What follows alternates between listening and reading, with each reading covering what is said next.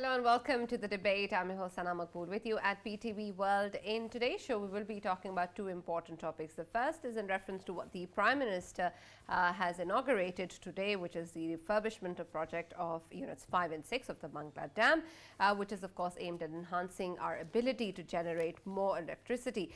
And this of course is an important collaboration between the United States and Pakistan as well with regards to the kind of energy needs and the economic situation that Pakistan is going through. This inauguration points towards increased provision of electricity and the capacity for Pakistan to do so for its people. And of course, the Prime Minister also talked about the importance of looking towards more projects, more sources of energy, and exploring the indigenous sources for this particular reason. This occasion was also marked by the US Ambassador to Pakistan addressing the fact that this marks the important collaboration between Pakistan and the United States, and the fact that such projects are the need of the hour, and that the US and Pakistan can keep looking for more such opportunities to work in the future as well in order to provide cheap energy to the people of Pakistan. We also know that the Chairman Wabda was also present on the occasion, who talked about the government's interest in producing not only more energy but also clean and green energy, which is of course the need of the hour considering the economic crisis and the climate change catastrophe that has recently devastated Pakistan, and of course how Pakistan is prone to other such climate disasters as well. We're going to be taking a deep look at what this particular project means for us in terms of our energy capacities, what it means in terms of us exploring more and more resources towards bringing in such projects, and then of course our collaborations with countries like the US in this regard and how they might help in the future. That is going to be our first focus in this show today. We're going to be taking a look in our next segment on the overall economic situation of the country, in which we all know, of course, that there is a lot of talk and speculation regarding default. But what the finance minister has yet again reiterated is that Pakistan is not going to default, and that all of the commitments to the international money lender, which is the IMF, has been met, and they are constantly in talks with the IMF for the 9th review. He has also talked about the fact that he will not be taking any sort of dictation from anyone, especially institutions like the IMF, and that they will be managing their economic situation. However, at the same time, a comprehensive talk process is also underway with the IMF, considering, of course, our commitments, which the finance ministers say are on point. We also know that the finance minister has pointed towards $3 billion coming into Pakistan from a friendly country, and this, of course, in terms of the kind of inflow that is required, is going to be an important development. So we're going to be taking a look at the economic situation as of now, especially the 9th review with the IMF, and then, of course, the inflow from friendly countries and how that's going to help us in the immediate and long term as well. For this and more, as always, I've been joined in the studios by senior analyst Farooq Batafi. And for our first segment regarding the Prime Minister, we've been joined by energy expert Mr. Ahad Nazir. Thank you very much, Mr. Ahad, for joining us. And hopefully during the show we'll also be joined, and I believe we have been joined by Mr. Qasser Ahmed Sheikh, who's M&A PMLN. Thank you very much, gentlemen, for being a part of the debate today. Let me start with you, Qasser Saab. Considering, of course, that this is an important requirement of the country today, we are all struggling with the kind of availability of our energy resources, considering the economic situation as well. And so this inauguration of these very important units of the Mangla Dam point towards the need of the hour and our ability to enhance our generation capacity. How significant are these particular units to the overall project of the Mangla Dam as well, and how much are they going to contribute towards our capacity building?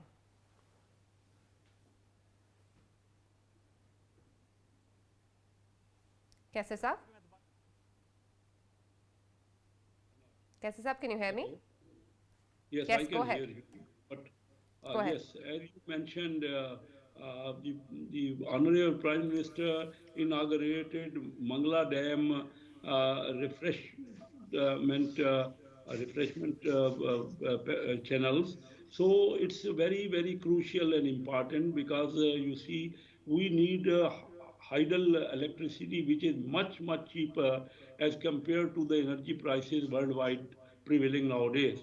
The gas prices, the electricity prices nowadays has become very expensive, and I think this was the need of the time that Prime Minister inaugurated this very crucial project, and I appreciate and I feel fully that Honorable Prime Minister has devoted himself and he has made efforts to have more and more power, which is crucial. If we have a cheaper energy, only then we can have more and more exports, because our industry is now doesn't have sufficient gas, and in this particularly winter season, and we are facing problems for the domestic industrial products as well as for the export products. So I think this is very important, and Prime Minister is giving emphasis. Even our earlier PMLN government from 2013 to 2018 generated more and more capacity of electricity. About 12,000 megawatt of electricity was generated at that period. But now our main problem is that of the distribution. Although we had enough electricity, but because of the less distribution facilities, which were not facilitated by the next government which came into power by PTI government, they should have given more and more emphasis to the distribution network, and also to stop the pilferage and to reduce the theft and pilferage of electricity. Now, with this project, I think we can have a sufficient opportunity to have more power, and I fully appreciate, and I think this is the proper time in this winter season. We are feeling much a shortage of electricity and power. So I think this will Right, play. absolutely. And you pointed out some very important problems. And Mr. Ahad Nazir, considering, of course, that these are huge challenges when we look at our energy needs, what exactly do you think is going to help towards removing these obstacles, especially those of pilferage and theft, as pointed out by Kasesa? Thank you. I think I'm very lucky to have Kaisar Saab as part of the panel, who belongs to the private sector in addition to his political affiliations. So just to add to what Kaisar Saab started off with, we need to think that energy is required to drive all sort of economic activities, including the export-oriented sector. So, what energy experts throughout Pakistan have been advocating is that due to the lack of transmission network and the distribution, because not a lot of investment was poured into these two aspects, more investment, as Kaisar Saab also mentioned, was poured into the generation side. So we needed to focus on the already existing grid network that we have. One of the main load centers is around Mangla. If I would say that Mangla power station is basically one of the stabilizing factors within our whole grid network. This project concerning the site 6 and 5 of the Mangla power plant, I think this will help us to have a more stable electricity during the coming seasons. But what I think the long-term policy focus should be more concentrated towards focusing investments towards the grid integration of areas which now have a lot of potential, not only for hydel but also for wind and solar. We are and during the press release, the Honorable Prime Minister also mentioned that they are going to install about 10,000 megawatts of solar as well. So Right. those sites need to then be attached to the national grid. Right, absolutely. And that's an important aspect that you pointed out, because the Prime Minister did mention the exploration of other resources of energy and to be able to utilize more of that. And Farooq, solar is of course one thing. There were other indigenous resources that were pointed out by the Prime Minister, including coal, ether, and of course there are challenges to that as well. But when we take a look at our ability to be able to generate more capacity through these resources, where do we stand now? Because we talk about solar power and to be able to enhance our ability to do so in terms of such mega projects, but can we really in real terms understand how significant or how much it is going to contribute, and where do we stand in terms of actually gaining the benefit, how long it's going to take? Right, Sana, and I think these are very important questions, but allow me to actually go back to the first question regarding Mangla Dam, which is very important because today marks, or at least today is a celebration of our long relationship with the US as well. Mangla Dam in 1961 to 65 was actually made possible with the help of our American peers, and I think that this is a very important landmark. See, Sana, the previous government kept on talking about new projects or starting new projects, whereas the actual interest of the country was twofold. First, whatever capacity you have got, you have to actually improve upon it, because there is, with the passage of time, the capacity of these dams is reduced because of silting and, blockages. And now that we are raising it and we are, adding capacity, it is going to be wonderful. Then, of course, starting new projects is important as well, wherein your question comes as well. Regarding solar, renewable, other forms of renewable energies as well. I think at this moment our demand is such, and given that we are an up and coming economy, we should be needing as much energy as possible. So apart from transmission, which I have been really agitating about since the day one, and also privatization of discos, one has to remember that every bit counts. The population is growing, the economy is growing and is supposed to grow very rapidly in coming days. So solar energy is also important, and I think that the government is cognizant and the private sector also.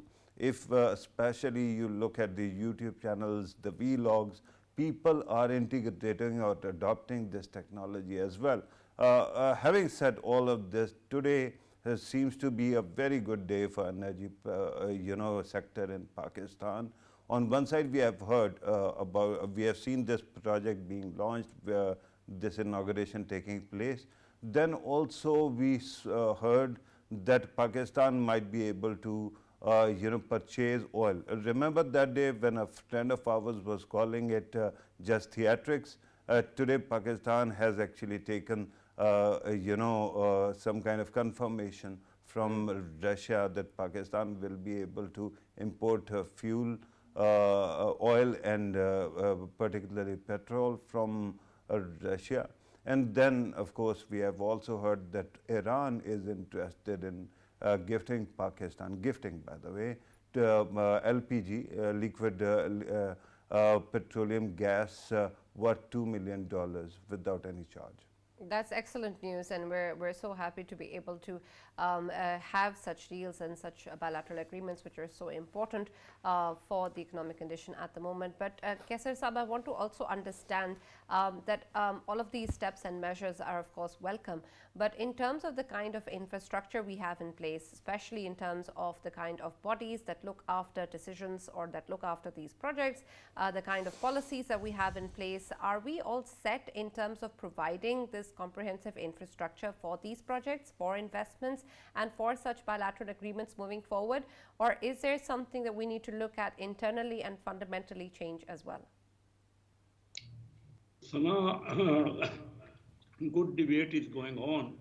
We need a lot of infrastructure and we need a lot of investment from the international investor because you see at present there's a potential is there for the wind power and the solar power, and that need a lot of direct foreign investment. and I think the we should have conducive atmosphere for that, and our political turmoil. This should we decide about it, that it is settled down, because presently the rumors, various rumors of our economy, and then that of very high prices of energy at present worldwide. We need sufficient energy, and recently, as you may have observed, that Khurram Dastagir just last week inaugurated in Jampir some wind power energy, and the potential is mostly that of renewable energy like solar and wind power, and then of course hydel is cheaper one. So we should concentrate, because otherwise, if we are going to purchase gas, LRNG and other gases from worldwide sources, it is becoming more and more difficult and more expensive because of the war going on Ukraine. presently. Yeah. Russia it can offer good terms, and we should definitely negotiate with Russia and Iran. Iran is very close to us, our neighbor, and Mr. Patafi has rightly mentioned that if such deals are finalized, I think we can get benefit of it, because without energy and without having surplus energy and at cheaper prices, our local domestic industry, our agriculture, our export, they can only be boosted with this very important source of energy, which we should have from all means, from all sources. We did not work on energy, on hydel, as our Prime Minister mentioned today elaborately, that why this was not given concentration, although in the initial 60s we had dams like Mangla Dam and like Tarbela Dam, all these dams, but later on we did not concentrate and give attention on it. Now, presently, huge amount of investment is required, and our economy at present, we can't have such huge investment of our own, and I think we should attract various investors worldwide, and they will definitely come to Pakistan. Pakistan is a good market and Right. growing, but still, you see, because of this political turmoil, which our politicians Absolutely. should understand about, they should have a cordial, some political That definitely plays a huge part, understanding. and that we need. Understanding of a charter of economy Yes. is very important nowadays. Yes, And we to need to have work this on that, of course, practice. considering how much it's impacting so many aspects of our life. But when we take a look, of course, in terms of the kind of measures that have been pointed out, they're all important. But I also want to talk about energy conservation, something that we have also taken steps for, and something that has time and again been cited as a measure towards enhancing our capacities as well. Mr. Ahad, considering that even recently we had the incumbent government also announce decisions such as the closure of shops or marketplaces at a certain time to be able to conserve more energy. There were others in the past as well with daylight savings. How much do these measures play in terms of being able to enhance our capacity and to be able for us to utilize that energy and channelize it better? And considering, of course, the impact that has on businesses as well, what is this cost-benefit ratio for such measures? Thank you. I think first of all we need to check our demand, that what is our consumption pattern. Based on the data that was provided in the last economic survey, of course, the industrial sector is the major consumer of electricity, followed by the commercial and then the domestic consumer. But since electricity, as I told you earlier, the transmission of electricity is problematic. So most of the industry this time as well is not getting the full electricity load for their consumption, especially our export sector. The textile sector is said to be really suffering especially during these winters because of both gas and electricity. The conservation pattern that started off was, I think, most effective during the COVID because at that time most of the industry was not working, and of course there were a lot of other activities as well that were at halt.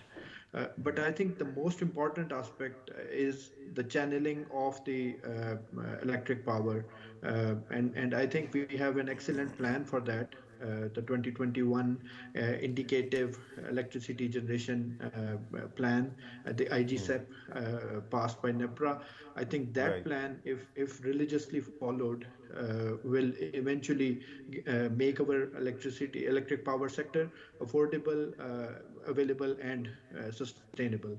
Asab, I'm glad that you actually spoke about this, but let me request you to also comment on our current energy mix, our fuel mix that we use, our addiction to furnace oil, which is cost prohibitive at this moment, seems to be creating a lot of problems, especially when we import. Is there a way to quickly change from these oils and actually go to renewables or other sources like that we are mentioning at this moment?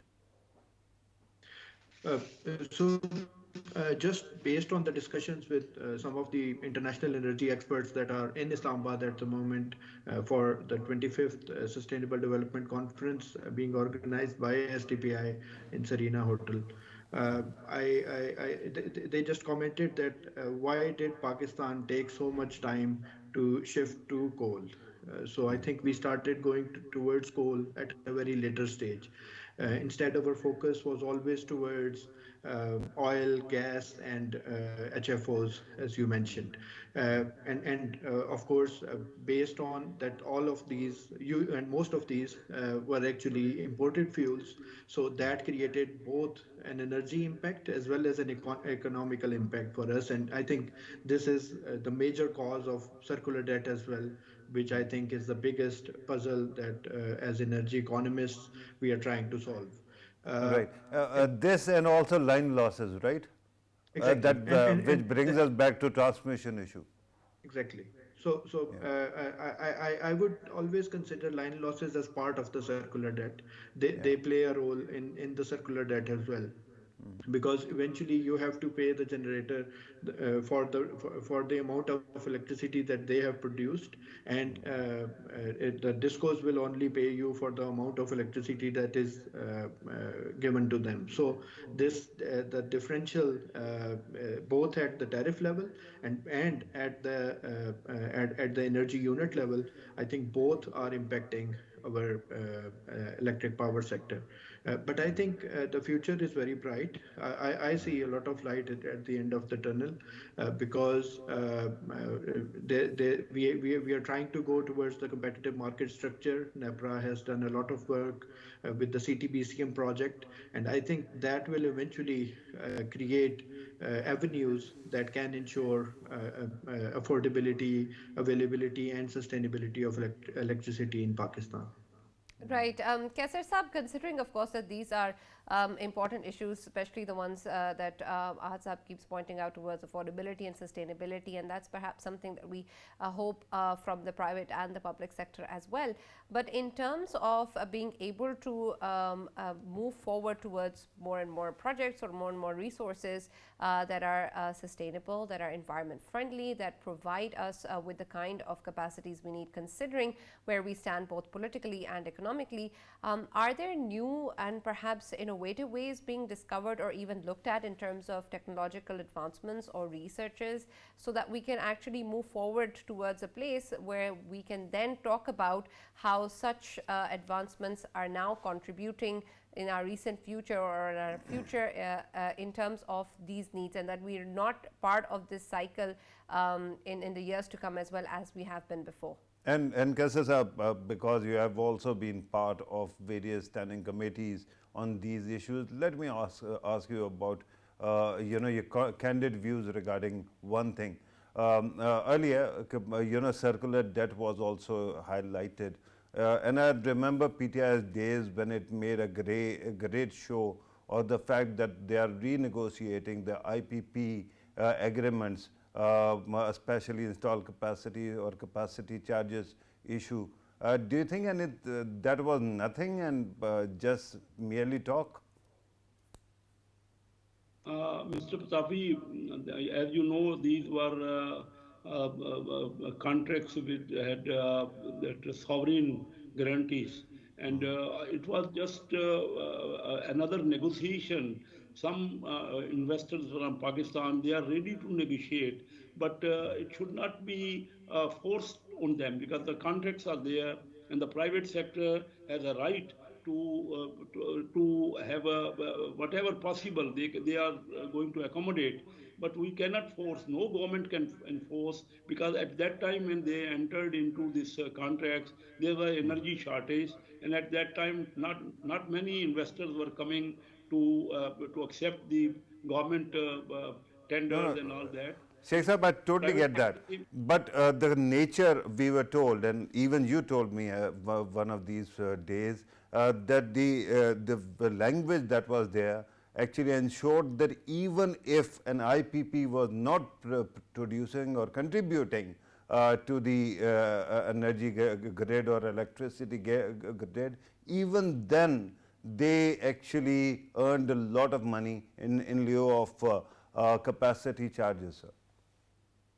Yes, I agree with you, because that contract was in US dollars currency, and the depreciation of Pak rupee in last few years, last 5 to 6 years, has they got enough benefit and lucrative bottom line in those contracts, and they are ready to renegotiate. And I think some concessions were given by the private sector. But presently, you see, we are giving more and more emphasis on our own indigenous Tharparkar coal, which is with the Chinese collaboration.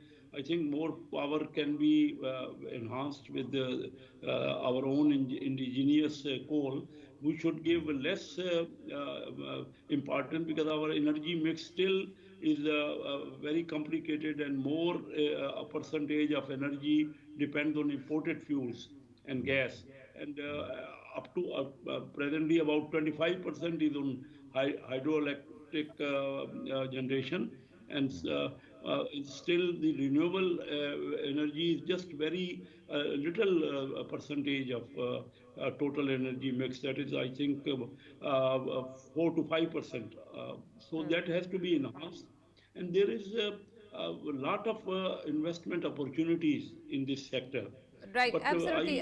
Kaisar Saab, we'll talk more about the economic conditions, and so I request you to stay with us for the next segment as well. But thank you so much, Mr. Ahad Nazir, for joining us and being a part of the debate for this segment. That's all that we have for now from that. We'll be joining back after this short break to talk more about the economic condition.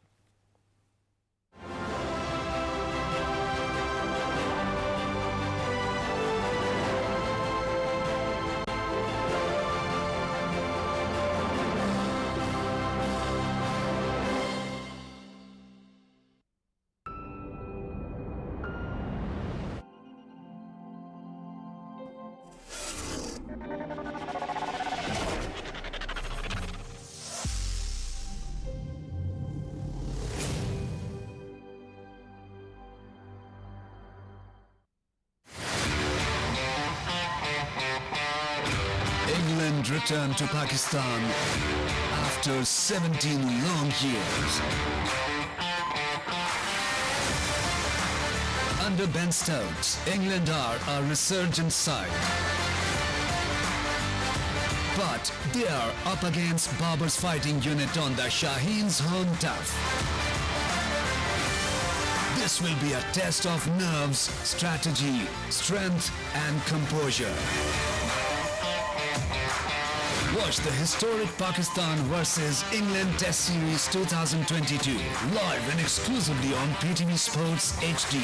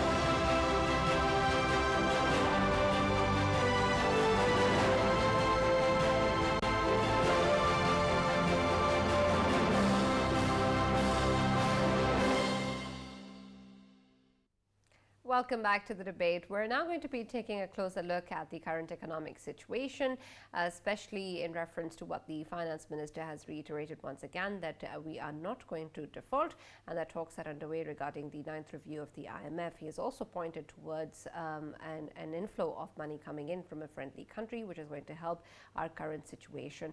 Farooq, in terms of where we stand at the moment, of course, despite the reiteration by the top leadership and the finance ministry, we still keep on hearing news of default, these speculations that have been going around. But so far, considering the way that the numbers stand, if we don't talk about default, but we talk about the tough challenges that exist, which ones do you think at the moment need to be looked at more closely and need to be monitored? Right, Sana, I think at this moment there seems to be some vested interest that seems to be playing with a general panic in the society and in the economy, right? We have seen what was happening with CDS. Repeatedly, we saw various people actually speculating and raising the amount to impossible levels. Then we also saw, because of inflation is going on, and inflation is a serious issue, the State Bank of Pakistan actually took some important measures by actually increasing the policy level to 16%, which is quite a lot of amount. I mean, I don't remember this number being hit in past 2 decades. So it was a big amount, and naturally there was some kind of overreaction or overcorrection in the bourses as well, your stock exchange. But apart from that, it seems that Pakistan's all commitments are well planned, and Pakistan is on track to actually meet most of them without any problem, right? Particularly this Sukuk bond issue, the finance minister, in this very important interview that he gave to a very professional journalist, I mean, that was a very good interview. In that he very clearly actually pointed out that Pakistan, he has already asked the State Bank to ensure that we actually bring forward the date for fulfillment of Sukuk commitment worth $1 billion. Having said that, we had recently heard that Saudi Arabia, to whom we recently owe $3 billion, they have also rolled it over for another year. That is also great news. Then he said, the finance minister said that there is going to be further inflows. So we are going to look at that, and we will be actually waiting for such inflows as well. The only concern that actually he pointed out, and that seems to be a thing, is the inability of government, inability of government, the government's concern that IMF is not playing ball. He said that now 9th round is ready and Pakistan has done its homework, but the IMF team is not coming. And regarding that, there are 2 or 3 very important things that we have to actually submit. At least I have to. I think we have been making certain mistakes regarding IMF. Particularly, how much I have eulogized Miftah Ismail Saab, right, when he was the finance minister. But even he actually made a critical error of letting go Raza Bakr, the then Governor State Bank. He was actually being a Pakistani and who has actually worked with IMF at very senior post. He was a conduit between Pakistan and the fund, and the demands or expectations that Pakistan actually brings its house in order and actually is transparent regarding its inflows and outflows. That was a very serious issue. We could have done it had that man been here. IMF would have been very, very easy to actually contact. Then Miftah Sahib himself actually went to IMF, renegotiated, convinced them to resume it, and then of course he went away as well. So with that kind of mistakes, things become shaky. But honestly, even then, I know Isaac Dar Saab, and he has this repute of meeting such targets without any hassle. I am sure that when he is saying that he has all the plans in order, that is in order. Right, but he's also talked about not taking dictation from institutions like the IMF and pointed towards that if this is how they're going to go ahead, then he will be able to manage without them as well. Is that a possibility for Pakistan? Right, because IMF is not merely thought a lender of last resort. It is also thought to be a doctor, right? The final doctor regarding economic improvement. Their certification actually matters. But look at what they are demanding and what was the ask.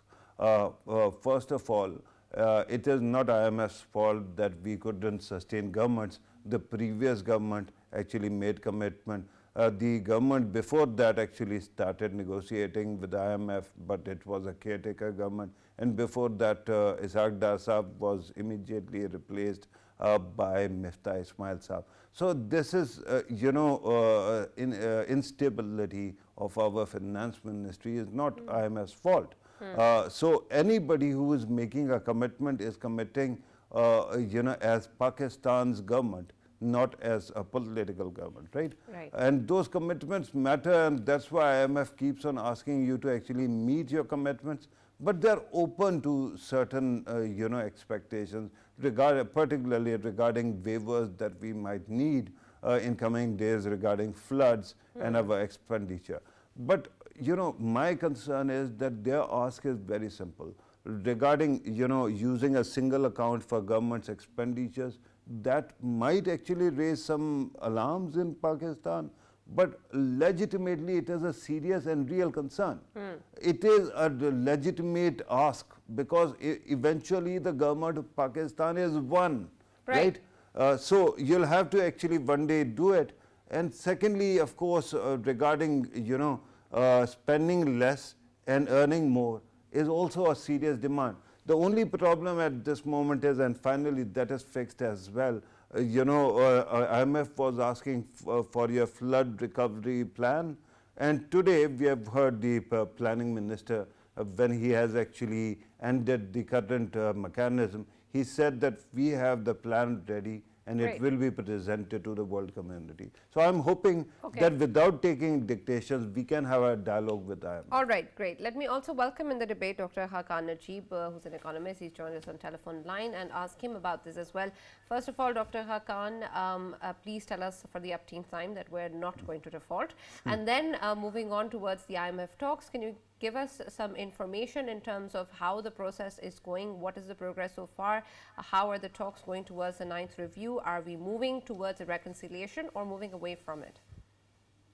Bismillahirrahmanirrahim. Thank you for having me. So, in terms of default, 2 days ago, Pakistan made a payment of about $1 billion to the Sukuk holders of Pakistan, which was a 10-year Sukuk that Pakistan had issued. So, lo and behold, that payment has been made, and what that does do is that makes our reserves drop under $7 billion after that payment is made. We had received $500 million from AIIB, which had taken them a little higher, close to $8 billion, but due to this payment. So the imminent default that was there has been averted. Now let's move on to the IMF bit. I have always been of the view that to sail through unscathed, to sail through more comfortably, IMF is the best doctor to have when the economy, and by economy I especially mean the balance of payments, meaning our external sector payments, are in difficulty, which they are. We've just talked about the $7 billion, which are hardly good to cover about a month and 10 days of our imports with the State Bank of Pakistan. We have in the next 3 months major payments of about $5.8 billion coming up. So a nod by IMF doesn't only get us the $1.2 billion from them in the 9th review, but also opens the doors to financing from bilateral partners, and some of the friendly countries are even keen that we should stay with the IMF. Now, my base case scenario for Pakistan is that the authorities, as Patafi Saab was also trying to allude to this, will manage with the IMF to come to an agreement which is palatable for both sides. By palatable, I mean that IMF has to ensure that our external sector sustainability is there, our fiscal consolidation is there, our losses on the energy sector are managed mainly through pricing changes. So, I put these three things to you. But on the other hand, they will also have to be realized, the government or the authorities are trying to make them realize that there is a flood damage. We've spent 73 billion rupees. We need to spend more money. Electricity prices could only be raised to a certain extent. The others could be deferred. The gas price rise is also, I think, a hurdle with the IMF. New taxes at a stage where we are in a difficulty in terms of growth because of the floods is also a difficulty.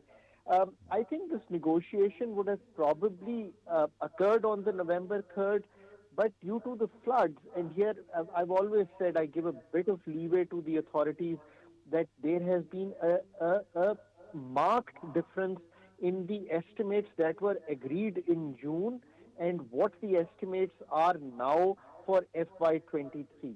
This is very important to understand. The growth estimates have changed, the inflation estimates have changed, the fiscal spending estimates have changed, and what I worry most about is that our imports are being hurt because our industry has slowed as well as the global situation is difficult. So now this needs reconciliation, and I'm hoping, my base case scenario is that this reconciliation will happen someday. Right. Hakan Sahab, given that we are talking about one interview that was given by the finance minister, and that was a well-conducted interview, but it seems that every time there is panic in the market, it is the finance minister who has to come back to the media and address these concerns. It actually reminds me of Shaukat Tareen Saab's way when he actually hired a full-time media firefighter who would go on media and actually explain everything to the people so that there is no panic. Do you think that time has come for similar kind of measure?